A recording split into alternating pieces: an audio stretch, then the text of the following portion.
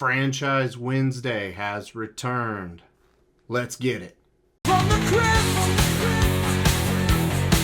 from the crypt. What's going on, everybody? Welcome back to From the Crypt. I'm Derek, and as I already stated, Franchise Wednesday has returned.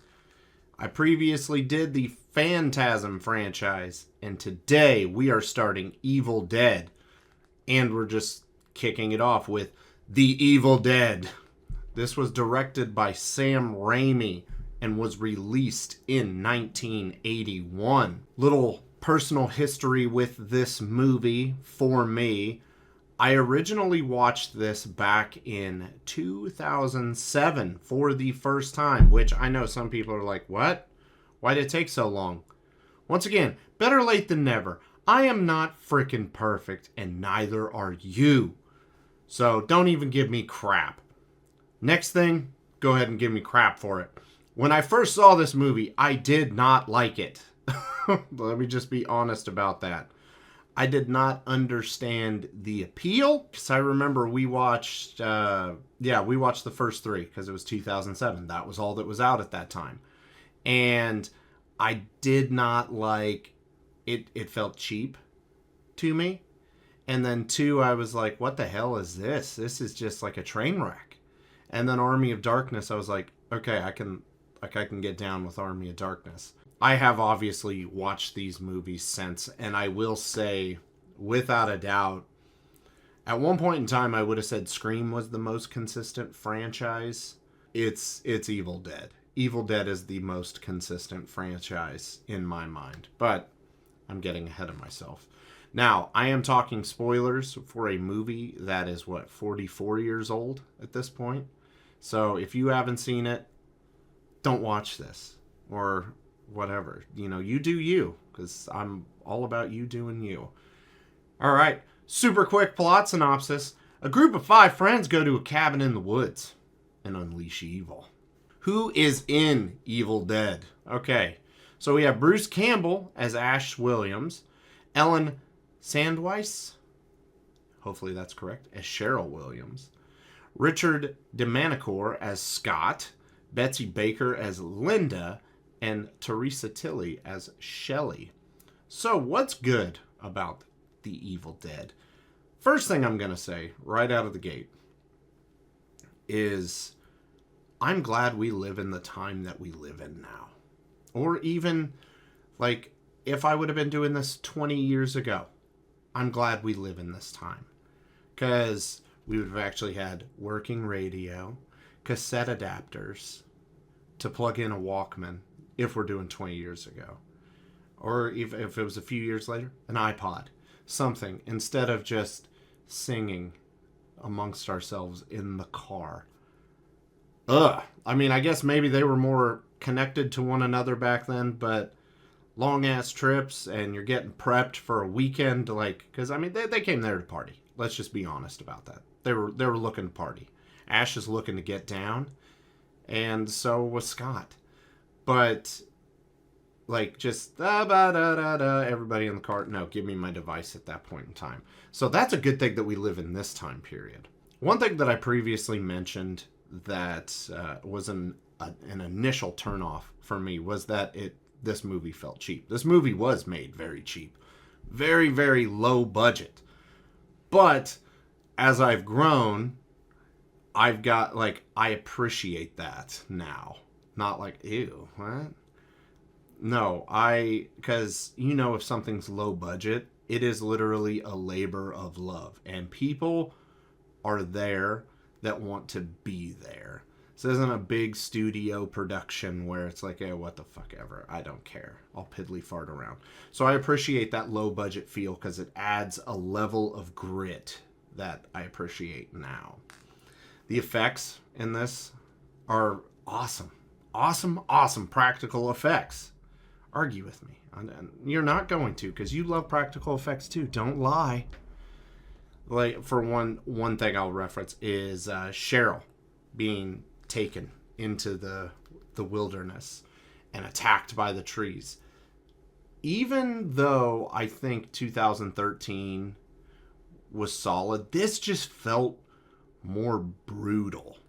Like, I don't know how to describe that exactly. It still hits even for 80s. The performances might be a little bit campy, might be a little bit over the top, but you have to expect that with these types of movies. And I feel that they knocked it out of the park with that. Ash, while he wasn't the Ash that, he becomes an Evil Dead 2, was still a solid character. All the characters were solid. And, when it comes down to it, who doesn't want to just go to a cabin in the woods with your bro, his lady, your lady, and your sister? All right, we're just going to move into what's bad.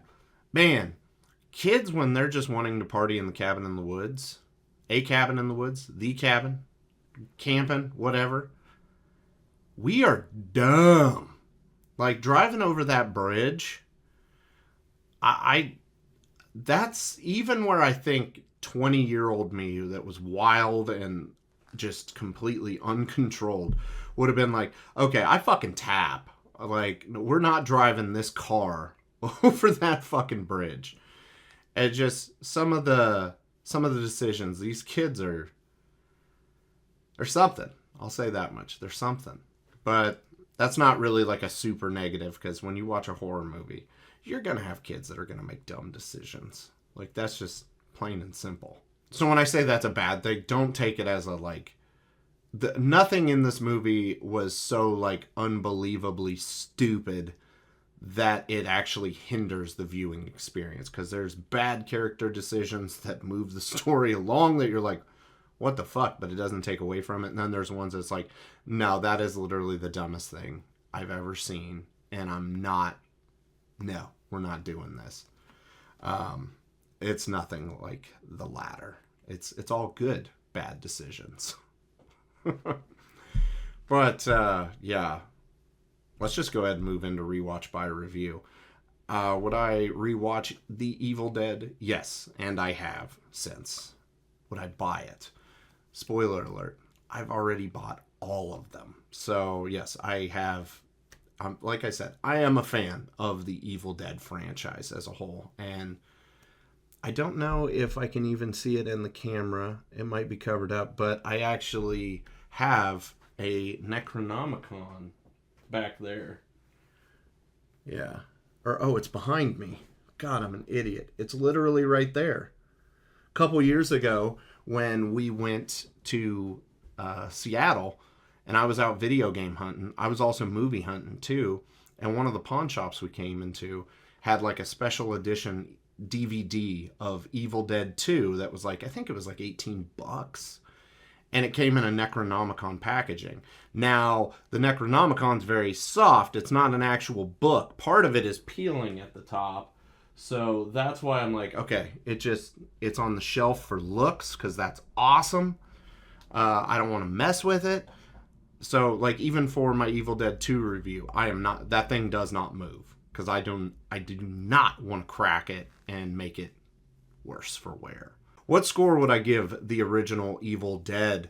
I'm going to give it a 7.5. It doesn't do a lot of things bad at all in the movie, because like I said, like, some of the characters are dumb. That's par for the course. Might tick it down a little bit, but this movie really does everything well, and it's fun. It's fun. I really do enjoy this franchise. But that will do it for Evil Dead, guys. Make sure to comment your thoughts down below. Drop a like on the video if you enjoyed yourself, and consider subscribing to the channel if you have not already. I will be rolling into Evil Dead 2 next week. I'm kind of doing a batch recording right now. So that way I get some videos recorded and edited, ready to upload, because I am starting school again here soon, and we're not doing another like 2-month break like we did previously. So expect same lighting, same shirt. We're going to get all this recorded and ready to rock. And you know what? I'm an idiot for not even... You know what? We'll just start Evil Dead 2 out with something else that like I completely spaced on that I should have mentioned. Oh, man. But yeah, until next time, guys, have a good one. Hit that outro.